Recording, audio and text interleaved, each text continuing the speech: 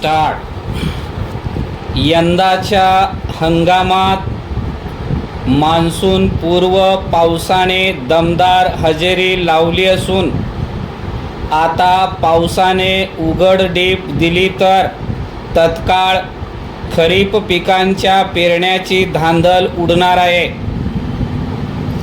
खरीपाबरोबरच रब्बी हंगाम घेण्याच्या तयारीत असलेल्या शेतकऱ्यांना मूग लागवड लाभदायी ठरणार असून कडधान्यांमध्ये तुरीपेक्षा मुगाला अधिक मागणी असल्याने उत्पन्नाचा चांगला स्रोत ठरू शकतो। ऐन दसरा दिवाळीत या पिकाचे पैसे हाती येत असल्याने सण साजरा करण्याबरोबरच रब्बीच्या तयारीसाठीही उपयुक्त ठरू शकते।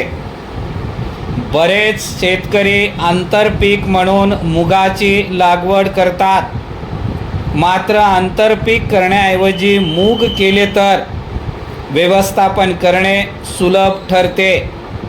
मूग पिकासाठी जमीन मध्यम ते भारी चालू शकते, मात्र जमिनीतून पाण्याचा निचरा चांगला होणारा असावा।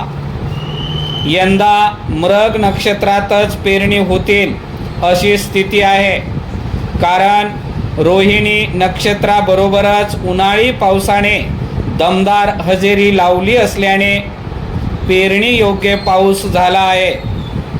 60 ते 65 दिवसात पीक तयार होत असल्याने पुढील हंगामही वेळेत साधता येणार आहे।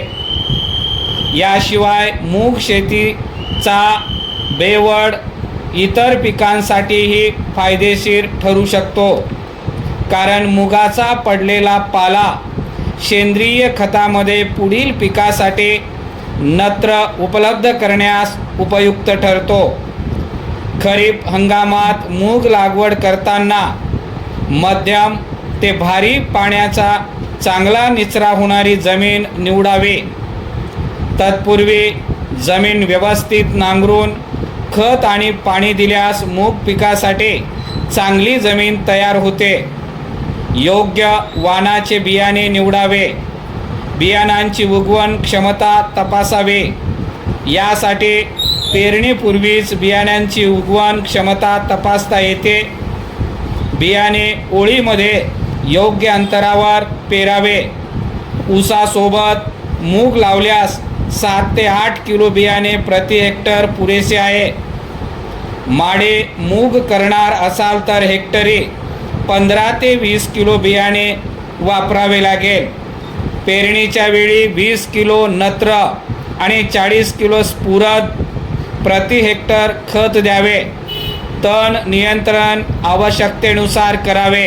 परिच्छेद मूग पीक हे 30 ते 35 दिवसाचे झाले की शेतकऱ्यांशी चर्चा करत असताना असे आढळून आले आहे की 80 ते 85% पेरा हा निर्मल या जातीचा असतो। या पिकावर ग्रीन कल व्हायरसचा प्रादुर्भाव आढळून आलेला आहे। या रोगामुळे रोगग्रस्त झाडांच्या पानावर खोलगट व उभ्या भेगा दिसून येतात। तसेच पानाची टोके खाली वाकतात, झाडे खुजी राहतात, झाडे शेंड्याकडून खाली वाळत येतात, पानाच्या शिरा काही वेळा पिवळ्या पडतात। रोगग्रस्त झाडाला फुलोरा उशिरा येतो, या फुलोऱ्यास शेंगा लागत नाहीत। ग्रीन कल विषाणू रोगाचा प्रसार मुख्यतः रोगग्रस्त बियाणाद्वारेच होतो।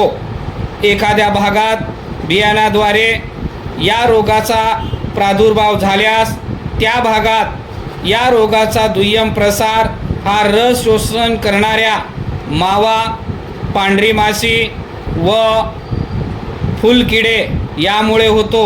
म्हणून या रस शोषणाऱ्या किडीचे व्यवस्थापन करणे हे या विषाणूजन्य रोगाचा दुय्यम प्रसार टाळण्याचे गरजेचे ठरते।